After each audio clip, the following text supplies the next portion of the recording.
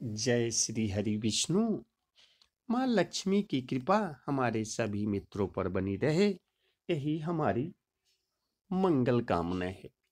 कार्तिक महीने में भगवान विष्णु की ये कथा सुनने से घर धन वैभव से भरा रहता है। तो आइए सुनते हैं कार्तिक मास का महात्म। एक नगर में एक सेठ और सेठानी रहते थे और सेठानी रोज भगवान विष्णु की पूजा करती थी और सेठ को उसका पूजा करना बिल्कुल पसंद नहीं था। इसी वजह से एक दिन सेठ ने सेठानी को घर से निकाल दिया। घर से निकलने पर वह जंगल की ओर गई तो देखा 4 आदमी मिट्टी खोदने का काम कर रहे हैं। उसने कहा कि मुझे नौकरी पर रख लो। उन्होंने उसे रख लिया, लेकिन मिट्टी खोदने से सेठानी के हाथों में छाले पड़ गए और उसके बाल भी उड़ गए। वह आदमी कहते हैं कि बहन, लगता है कि तुम किसी अच्छे घर की महिला हो, तुम्हें काम करने की आदत नहीं है, तुम ये काम रहने दो और हमारे घर का काम कर दिया करो। वह 4 आदमी उसे अपने साथ घर ले गए और वह 4 मुट्ठी अनाज लाते और सभी बांट कर खा लेते। एक दिन सेठानी ने कहा कि कल से 8 मुट्ठी अनाज लाना। अगले दिन वह 8 मुट्ठी अनाज लाए और सेठानी परोसन से आग मांग लाई। उसने भोजन बनाया, विष्णु भगवान को भोग लगाया, फिर सभी को खाने को दिया।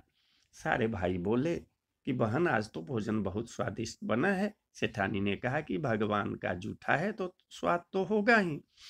सेठानी के जाने के बाद सेठ भूखा रहने लगा और आस पड़ोस के सारे लोग कहने लगे कि ये तो सेठानी के भाग्य से खाता था।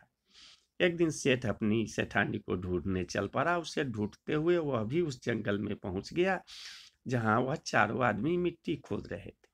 सेठ ने उन्हें देखा तो कहा कि भाई, मुझे भी काम पर रख लो। उन आदमियों ने उसे काम पर रख लिया, लेकिन मिट्टी खोदने से उसके भी हाथों में छाले पड़ गए और बाल उड़ने लगे।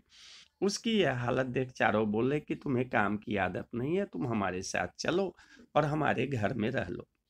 सेठ उन 4 आदमियों के साथ उनके घर चला गया और जाते ही उसने सेठानी को पहचान लिया, लेकिन सेठानी घूंघट में थी तो सेठ को देख नहीं पाई। सेठानी ने सभी के लिए भोजन तैयार किया और हर रोज की भांति भगवान विष्णु को भोग लगाया। उसने उन 4 भाइयों को भोजन परोस दिया, लेकिन जैसे ही वह सेठ को भोजन देने लगी तो भगवान विष्णु ने उसका हाथ पकड़ लिया। भाई बोले कि बहन, ये तुम क्या कर रही हो? वह बोली, मैं कुछ नहीं कर रही हूँ, मेरा हाथ तो भगवान विष्णु ने पकड़ लिया है। भाई बोले, हमें भी भगवान विष्णु के दर्शन कराओ। उसने भगवान से प्रार्थना की तो विष्णु जी प्रकट हो गए। सभी ने दर्शन किए। सेठ ने सेठानी से क्षमा मांगी और सेठानी को साथ चलने को कहा। भाइयों ने अपनी बहन को बहुत सा धन देकर विदा किया।